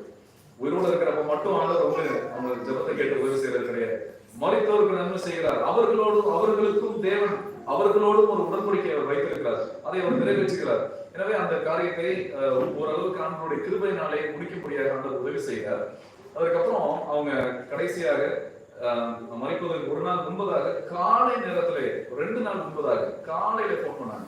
பண்ணிட்டு சொன்னாங்க, மோனே நான் இன்னைக்கு காலையோட இந்த ஒயிட் வாஷிங் மற்ற வேலைகளை எல்லாம் நான் முடித்து விட்டேன். இது எனக்கு பெரிய பாரமாக இருந்தது, நான் அதையும் முடித்து விட்டேன் என்று சொன்னாங்க.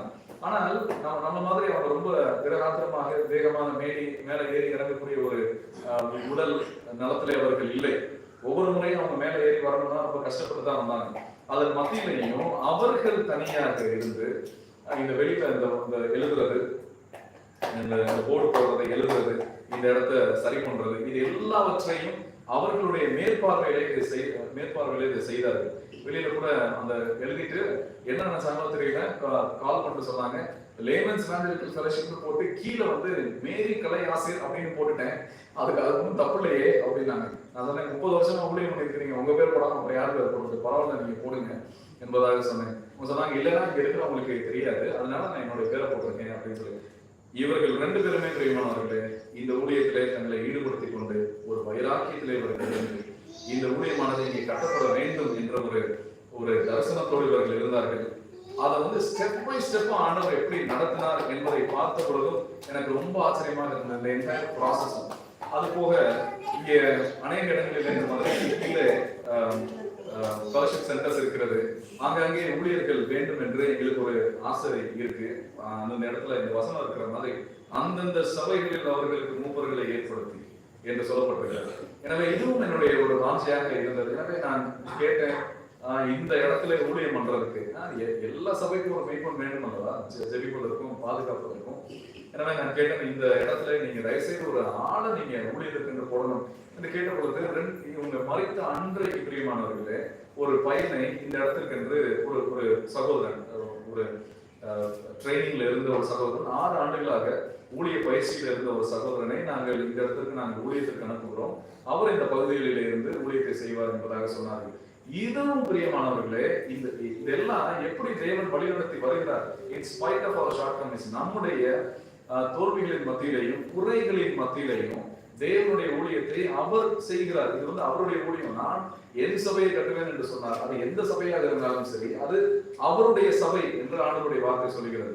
நாம் எல்லாம் அவரோட சேர்ந்து உழைக்கிறவர்களாக, அதுல அந்த ஊழியத்திலே அவருக்கு உதவி செய்கிறவர்களாக இருக்கிறோம். நான் நிச்சயமாக நம்புகிறேன் பிரியமானவர்களே, நீங்களும் நானும் இந்த உலகத்தில் இருக்கக்கூடிய எல்லா ஊழியக்காரர்களும் இன்று இரவே அழிந்து போனாலும் கூட தேவன் அவருடைய சபையை கட்டுவார். அவர் எந்த நபரையும் நம்பி இல்லை. நாம் அவருடைய ஜனங்களும் அவருடைய மேய்ச்சலின் ஆடுகளுமாக இருக்கிறோம். நாம் அவருக்கு கீழாக இருக்கிறோம். அவர் நம்மை நம்பி இல்லை, நாம் அவரை நம்பி இருக்கிறோம். இதை நம்ம மறந்துடக்கூடாது. இது என்ன ரொம்ப அநியாயமான லாஜிக்கா இருக்கு. சில பேர் சொல்லுகிறார்கள், நான் இதை செய்கிறேன் அல்லது இது என்னுடைய சபை, நான் 5 சபை வைத்திருக்கிறேன் என்று. யாரும் இந்த சபையை வைக்க முடியாது. நான் என் சபை, இந்த சபை இது எனக்கு சொந்தமானது. ஏனென்றால் அவருடைய வார்த்தை சொல்லுகிறது, தம்முடைய சுய ரத்தத்தினாலே மீட்டுக் கொண்ட சபை. யாரும் பணத்தை தவிர்த்து ஆண்டவருடைய ராஜ்யத்திற்கு நிறைவு செய்யவில்லை. ஆனால் அவர் தம்முடைய சுய ரத்தத்தினாலே மீட்டுக் கொண்ட சபை. அவருடைய உதவி நமக்கு வேண்டுமா? நம்முடைய உதவி அவருக்கு வேண்டுமா? இல்லவே இல்லை. அவருடைய உதவி. நாம் எப்பொழுதுமே தேவனுடைய உதவிக்காக தான் நாம் ஏங்கிக் கொண்டிருக்கிறோம். இந்த நிலையிலே தான் கிறிஸ்துவின் சபையானது இருக்கிறது. எவ்விதமாக தான் இது இயங்கவும் வேண்டும். எனவே ஆண்டவருடைய கிருபையினாலே இந்த ஊழியமானது தொடர்ந்து நடைபெறும் என்ற ஒரு விசுவாசம் எனக்கு இருக்கிறது. ஏனென்றால் ஏதோ நம்ம இருக்கிறோம், ஜெபிக்கிறோம், யாரோ ஊழியத்துக்கு அனுப்புறோம் என்று அல்ல. இது அவருடைய சபை. அவர் பார்த்து கொண்டிருக்கிறார். அவர் பொறுப்பாளராக இருக்கிறார். அவர் ஆத்மாக்களை கொண்டு வருவார். 7 சபைகளை குறித்து நாம் படிக்கிறோம் வெளிப்படுத்த மெசேஜ்ல. ஒவ்வொரு சபைக்கும் ஆண்டவர் ஆட்களை வைத்திருக்கிறார். இங்க இருக்கிற அங்க போன்னு சொல்லலாம், அங்க இருக்கிற இங்கே போன்னு சொல்லல. ஒவ்வொரு சபையையும் ஆண்டவர் கட்டுகிறார். ஒவ்வொரு சபையும் தேவன் ஏற்படுத்தின ஒவ்வொரு சபைகளையும் ஆண்டவர் கட்டுகிறார். எனவே தேவன் இந்த இடத்தையும் இந்த ஊழியத்தையும் கட்டுவார் என்று கிறிஸ்துவுக்குள்ளாக நான் விசுவாசிக்கிறேன். எனவே நீங்களும் இந்த ஊழியத்திற்காக தொடர்ந்து ஜெபித்து, இவர்கள் 2 பேரும் உபத்திரவத்தினுடைய அநேக உபத்திரவத்தின் வழியாக தேவனுடைய ராஜ்யத்திற்குள்ளாக சென்றிருக்கிறார்கள். எனவே இது ஒரு எளிமையான ஒரு பாதை அல்ல, இது ஒரு கடினமான பாதை. ஆனால் இந்த பாதையின் வழியாக நாம் செல்லும்படியாக தேவன் நம்மை அழைத்திருக்கிறார். ஒரு நாளிலே இவர்கள் சென்ற இடத்திற்கு தேவனுடைய கிருபையினாலே நாமும் சென்று அவர்களை சந்திப்பதற்கு அந்த கிருபையை தேவன் நமக்கு தருவார். நாம் ஜெபிக்கலாம். இறக்கு ஐஸ்வர்யமுள்ள ஆண்டவரே, நாங்கள் சில நிமிஷங்கள் சபையாக சேர்ந்து உண்மை நாங்கள் துதிக்கவும் ஆராதிக்கவும், நீர் ஆண்டவரே ஆசிரியர்கள் கலையாட்சி இவர்களுடைய வாழ்க்கைகளை செய்த நன்மைகளை நினைத்து நாங்கள் உம்முடைய நாமத்தை நாங்கள் மகிமைப்படுத்த நீர் எங்களுக்கு கொடுத்த தருணத்திற்காக கிருபைக்காக உண்மை நாங்கள் நன்றியோடு துதிக்கிறோம் ஆண்டவரே.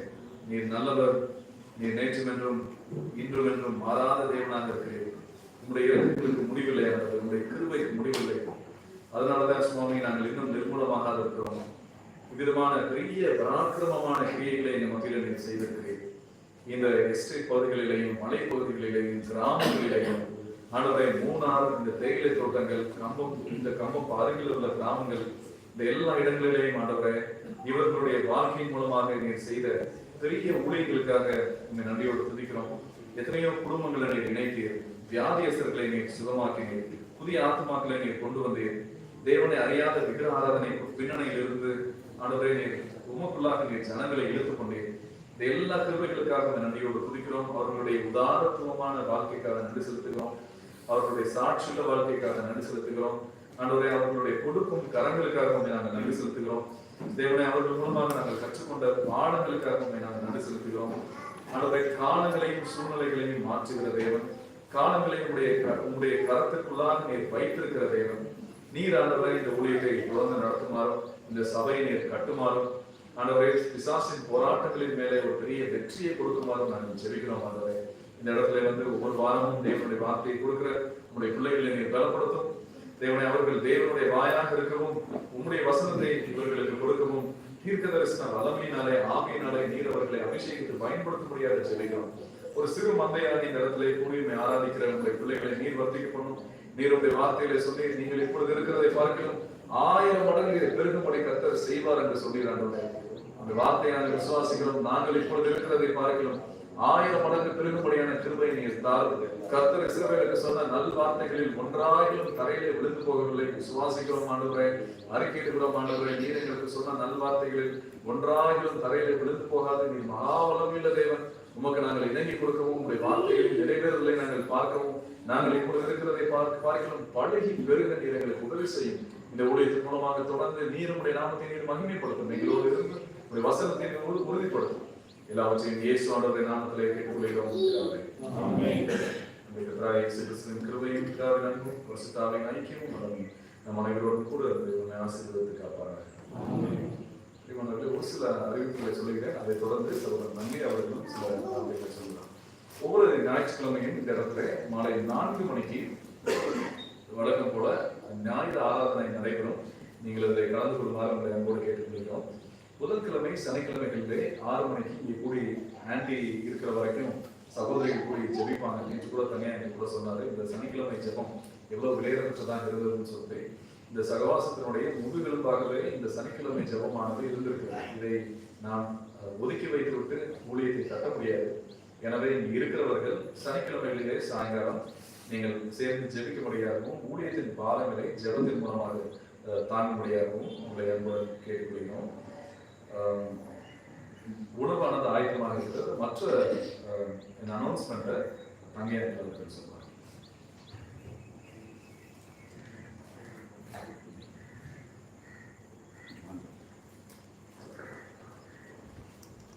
கிறிஸ்துக்குள் அன்பானவர்களே, இந்த அருமையான அக்காவுடைய இந்த ஜெப கூட்டத்தில் நன்றி அறிவிப்பு கூட்டத்திலே சொல்லணும். ஏன்னா அவங்க ஆண்டவருடைய பாதத்தை சொல்லிட்டாங்க. அது அதை நம்ம விசுவாசிக்கணும். நம்ம தான் அவங்கள்ட்ட போய் அவங்களை சந்திக்கணும். நம்மளும் அவங்களோட அவங்க மாதிரி வாழ்ந்து அவங்களுடைய ஆண்டவரோடு நம்ம ஐக்கியப்படணும். இந்த கூட்டத்துக்கு அழைப்பு கொடுத்தவங்க நிறைய வணக்க ஆராதனையிலையும் அங்கே கலரை தோட்டத்திலையும் மற்றும் வீட்லேயும் கூட இன்னைக்கு மாலையில் சாயங்காலம் 4 மணிக்கு கூட்டம் நடக்கும். கூட்டத்தில் கலந்து கொடுக்கின்ற எங்களுடைய வீட்டருடைய அழைப்பை ஏற்று வருகின்ற ஒவ்வொரு ஊழியக்காரர்களுக்கும், மற்ற உறவினர்களுக்கும், மற்ற நண்பர்களுக்கும், அவங்களோட பழகினர்களுக்கும், அவங்களை அறிந்தவர்களுக்கும் நன்றி தெரிவித்துக் கொள்கின்றோம். நிறைய பேர் நிறைய சாட்சியை சொல்லிட்டாங்க. அவங்க சாட்சியை சொல்ல ஆரம்பித்தா நாட்கள் பத்தாது. அது ஒவ்வொரு நாளும் நம்ம கொஞ்சம் பேர் பேசிக்கிட்டே இருக்க போகிறோம். நம்ம இருக்கிற வரைக்கும் அவங்கள பற்றி பேசணும். அந்த ஆலை இருக்கிற வரைக்கும் அவங்கள பற்றி பேசணும். இந்த சபை இருக்கிற வரைக்கும் அவங்கள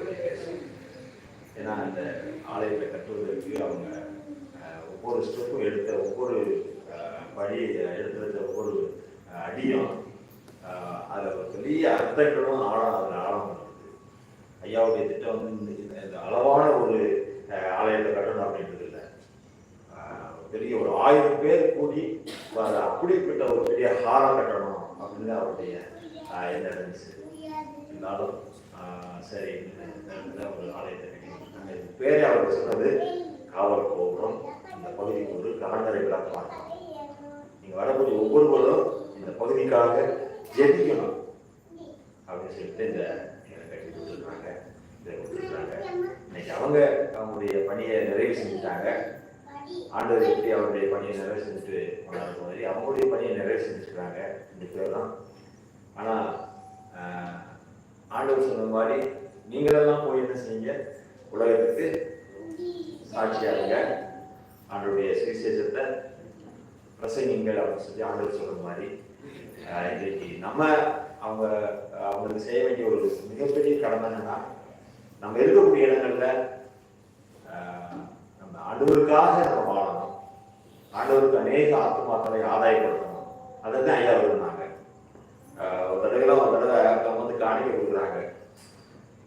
அவங்க காசை குப்பையில போடியா, காசு பெருசு இல்லை, நீ முதல்ல போயிருப்பாயா அதாவது ஆண்டவருடைய சத்தியத்தை இருக்குது அப்படின்னு சொன்னாங்க. அப்படி ஒவ்வொரு விஷயங்கள் ரொம்ப ஆழமானதாக இருக்கும். நான்லாம் ஒரு தடவை நீங்கள் என்ன ருத்ரன் சபையில் நீங்கள் பிரசங்கம் பண்ணுறீங்க, ரொம்ப சந்தோஷம் அப்படின்னு சொல்லிட்டு அவர் சொன்னார், அண்டாவில் சோறு இருந்தாத்தையா அதை மோந்து ஊற்ற முடியும், அதனால நீங்கள் என்ன செய்யணும், பிரசங்கம் பண்ணுறவங்க எல்லாரும் நீங்கள் பிரசங்கம் பண்ணக்கூடாது, அது அர்த்தம் இருக்காது.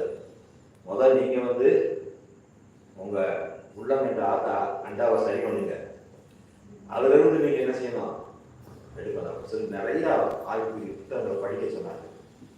அப்படித்தான் அந்த மாதிரி ஆய்வுக்குரிய பெற்றோர் அக்காவங்களும் ஐயாவங்களும் அந்த மாதிரி வாழ்ந்து காட்டிருக்கிறாங்க. இதே மாதிரி என்னை போலவே ஒவ்வொருத்தரும் இப்போ நீங்கள் சாட்சி சொன்னவங்க மாத்திரம் இல்லை, எல்லாருடைய உள்ளத்திலேயே நிறைய விஷயங்களை சொல்லணும் உங்களுக்கு ஆசை இருக்குது. ஆனால் அவங்களுக்கு நேரம் இல்லாதனால இந்த மாதிரி சொல்ல முடியல. அதனால நம்ம அவங்களுக்கு செய்ய வேண்டிய ஒரு கடமை, ஆண்டவருக்கு செய்ய வேண்டிய கடமை. நம்மளால இயன்ற மட்டும் அவங்கள போல அவங்க எல்லாருமே காசுக்கு அவங்க முக்கியத்துவம் கொடுக்க மாட்டாங்க. அவங்களுக்கு தேவை ஆத்துமாக்கள் ஆதாயப்படுத்தணும். அதுக்காக நம்ம தொடர்ந்து ஜெபிப்போம், உழைப்போம், ஆண்டவர் அவர் உதவி செய்வார். இந்த அருமையான இந்த கூட்டத்திற்கு அந்த எல்லாருக்காகவும் மீண்டுமாக நன்றியை தெரிவித்துக் கொள்கின்றோம். இன்றைக்கு இந்த முடிந்தவுடன் எல்லாருக்கும் உணவு ஆயத்தமாக இருக்கிறது. அந்த உணவை தயவுசெய்து எல்லாரும் நீங்கள் கொண்டு விட்டு செல்ல வேண்டும். இதில் குறிப்பாக அருமையான அக்காவுடைய சகோதரி சுந்தரி அவங்களுடைய குடும்பத்தாரும் இதில் தன்னுடைய பங்களிப்பை செலுத்தியிருக்காங்க. அவங்க அன்றைக்கே வந்தோடனே அந்த நைட்டு ஒரு 10 மணிக்கு மேலே வந்து சொன்னாங்க, எங்கள் அக்காவுக்கு நாங்கள் எதுவுமே செய்யலை, ஆனால் நாங்கள் இந்த மற்ற செலவுகள் எல்லாத்தையும் நாங்கள் செய்யணும் அப்படின்னு சொல்லி எனக்கு கேட்டாங்க. நான் சொன்னேன், இல்லைப்பா, ஏற்கனவே எல்லாம் அந்த சில வேலைகளை நாங்கள் எல்லாம் பார்த்துக்கிட்டு இருக்கோம். ஐயா அவங்க ஐயா ஐமானல் பிரதர்லாம் சில ஆலோசனை சொல்லி அப்படி நாங்கள் செஞ்சுக்கிட்டு இருக்கிறோம். இதில் நீங்கள் வந்து செய்கிறதா இருந்தால் அடுத்து நீங்கள் ஒரு ப்ரேயர் மீட்டிங் அது வைக்கும்போது கூட நீங்கள் ஏதாவது செய்யுங்க அப்படின்னு சொல்லி சொன்னோம். அப்புறம் நேற்று எல்லாம் பேசி இன்றைக்கே ப்ரேயர் மீட்டிங் வச்சிடலாம் அப்படின்ற ஒரு முடிவு வந்த பிறகு அவங்க வந்து நாங்கள் ஒரு 10,000 ரூபாய் கொடுத்து நீங்கள் இந்த செலவு எவ்வளோ வருதோ அதை சொல்லுங்கள் நான் கொடுத்துட்டு அப்படின்னு சொன்னாங்க. அப்போ பிரதர்ட்டையும் அவங்க சொல்லவும் இல்லை போகணும், இதே அவங்க ரொம்ப மகிழ்ச்சி, அவங்க பங்களிப்பு அளித்தது ரொம்ப மகிழ்ச்சி சொல்லி இதே போதும், மற்றதெல்லாம் நம்ம பார்த்துக்கலாம் அப்படின்னு சொல்லிட்டாங்க. அதனால அக்காவுடைய குடும்பத்தாருக்கும் என்னுடைய மனமார்ந்த நன்றியை நாங்கள் தெரிவித்துக் கொள்ள கடமைப்பட்டிருக்கிறோம். இதே போல இந்த 2 நாட்களாக அவங்களோட பழகினவங்க, நம்முடைய பிள்ளைகள் என்று சொல்லக்கூடிய எல்லாரும் அவங்களுடைய உணர்வுபூர்வமாக தன்னுடைய பங்களிப்பை நீங்கள் பங்களிப்பு என்றால் அதாவது பணமாக இருந்தவங்க உழைப்பு, அவங்க என்ன ஒரு வேலையை கொடுத்தாலும் அவங்கவுங்க நிறைய பேர் நமக்கு அறியாதவங்க அப்படியே வந்து செஞ்சீங்க. அது அவங்களுக்கு செஞ்ச ஒரு பெரிய ஒரு நன்றி கடனாக இருக்குது. அப்படி யார் இதெல்லாம் நீங்கள் எல்லாம் செஞ்சவங்க இடத்துல அவங்களுக்காக ஜெபம் எல்லாருக்காகவும் இந்த இடத்துல நன்றியை தெரிவித்துக் கொள்கின்றோம். இந்த தயவுசெய்து நீங்கள் உணவு ஆயத்தமாக இருக்கிறது எல்லாரும் சாப்பிட்டுட்டு ஜெபம் பண்ணிட்டு நம்ம கடந்து செல்லலாம். நன்றி.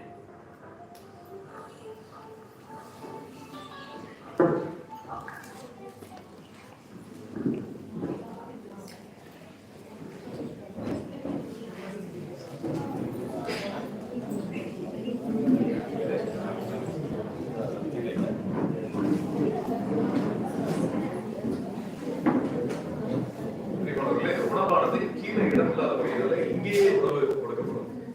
எனவே தயவு செய்து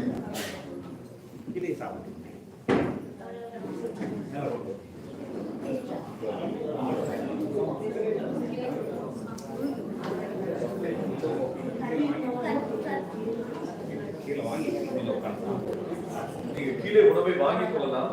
நீங்க உட்கார்ந்து உணவு அருந்த வேண்டும் என்று விரும்புகிறவர்கள் நீங்க மேலே வந்து உட்கார்ந்து